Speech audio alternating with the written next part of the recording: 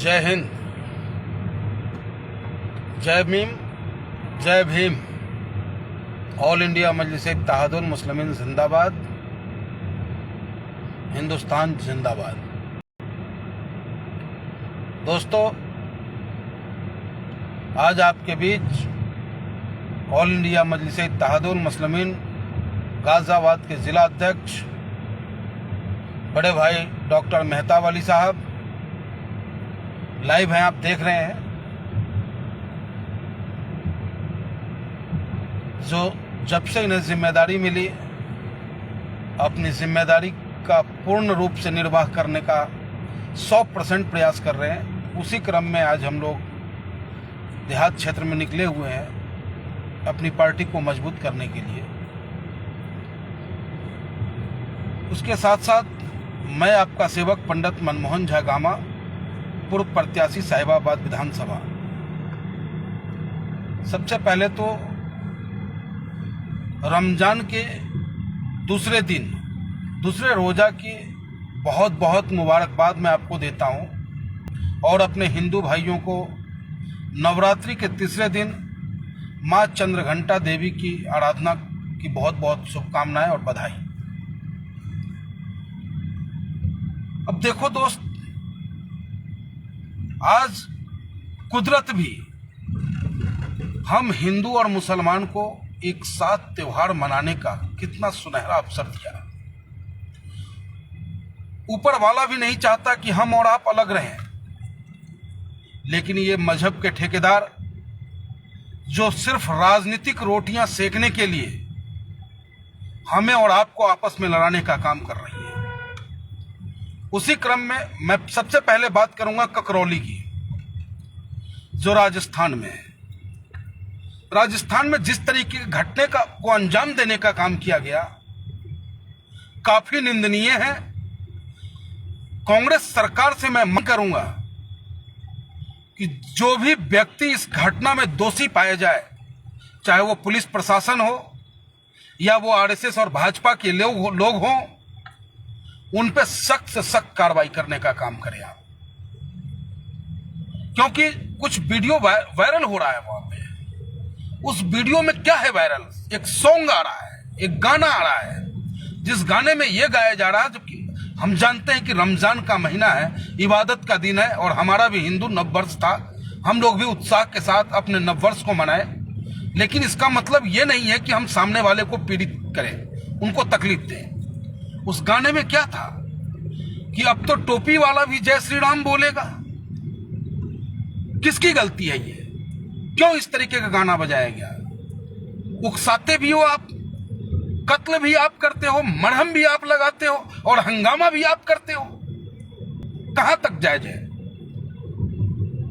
तो मैं कांग्रेस सरकार, अशोक गहलोत जी से और अपने राष्ट्रपति महोदय से मांग करूंगा कि हस्तक्षेप करें वो, कि कुछ लोग अपने सत्ता को प्राप्त करने के लिए राज्यों की फिजाएं खराब करने का काम कर रहे हैं। उसी क्रम में महाराष्ट्र है, मुंबई, वो मुंबई जिस मुंबई को सींचने में उत्तर भारतीयों ने अपने खून पसीना को बहाने का काम किया, और ये राज ठाकरे उसके बाप का महाराष्ट्र है, उसके बाप का हिंदुस्तान है।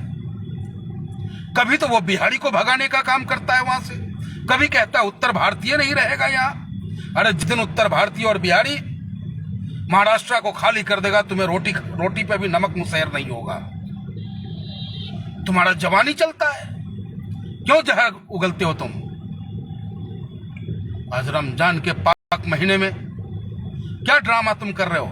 हनुमान चालीसा सिर्फ तुम्हें आता है, हम लोगों को नहीं आता।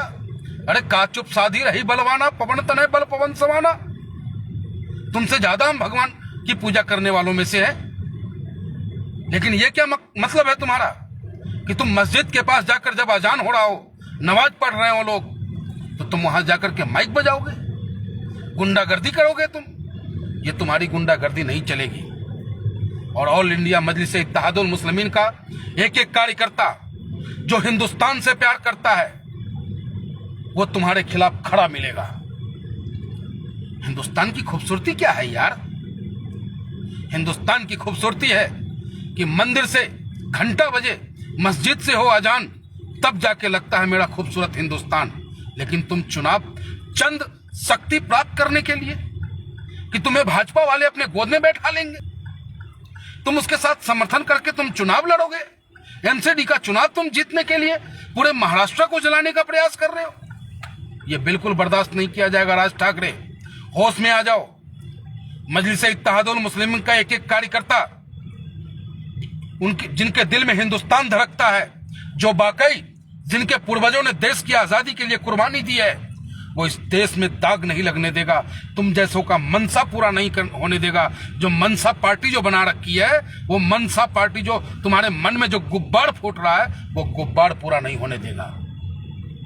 और मैं अपने मजलिस इत्तेहादुल मुस्लिमीन के प्रत्येक कार्यकर्ता से, हर उन दीवानों से जो बैरिस्टर असदुद्दीन ओवैसी साहब को अपने दिल से चाहते हैं, उनसे अपील करता हूं मैं कि आप लोग शांति का दान देंगे, उसके उस मनसे के उकसावे में नहीं आएंगे, राज ठाकरे के उकसावे में नहीं आएंगे। संविधान के दायरे में रहकर इस राज ठाकरे को करारा जवाब देने का काम हमारा आपका नेता बैरिस्टर असदुद्दीन ओवैसी साहब और हम जैसे कार्यकर्ता देने का काम करेंगे। देखो, मेरा नेता आज इस पाक महीने में कहां गए हैं? वो काबा, वहां पहुंच करके वो क्या मांग रहे हैं अल्लाह से, भगवान से क्या मांग रहे हैं? वो अपने हिंदुस्तान की खुशहाली, हिंदुस्तान की मजबूती, हर चेहरे पे मुस्कान हो, ये उनकी मांग है खुदा से, अल्लाह से, भगवान से।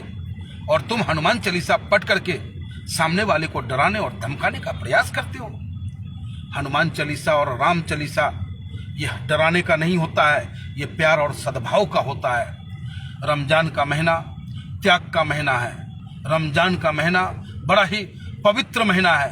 लोग इस भरी गर्मी में 1 घंटा बगैर पानी के नहीं रह सकता, लेकिन लोग 16-16 घंटे रह करके ऊपर वाले की इबादत करते हैं, और आप उसकी इबादत में खलल डालने का काम करते हो। नवरात्रि हम करते हैं, हम भी व्रत करते हैं, लेकिन इसका मतलब ये नहीं है कि हम अपनी नवरात्रि की वजह से किसी और को परेशान कर दें। तो हर उस व्यक्ति से मेरा अपील है जिसके दिल में हिंदुस्तान धड़कता हो, हर उस व्यक्ति से मेरा अपील है जो चाहता है कि बाबा भीमराव अंबेडकर साहब का संविधान सुरक्षित रहे। हर उन व्यक्ति से अपील है जो डॉक्टर भीमराव अंबेडकर जी, महात्मा गांधी जी में अपनी आस्था व्यक्त रखते हो। और नाथूराम गॉडसे के चाहने वालों को चेतावनी कि ये देश चलेगा संविधान से, ये देश चलेगा महात्मा गांधी जी के सिद्धांत से, नाथूराम गॉडसे के सिद्धांत से नहीं चलेगा। जय हिंद, जय भारत, जय भीम, जय मीम। बैरिस्टर असदुद्दीन ओवैसी साहब जिंदाबाद। बैरिस्टर असदुद्दीन ओवैसी साहब जिंदाबाद। बहुत बहुत धन्यवाद।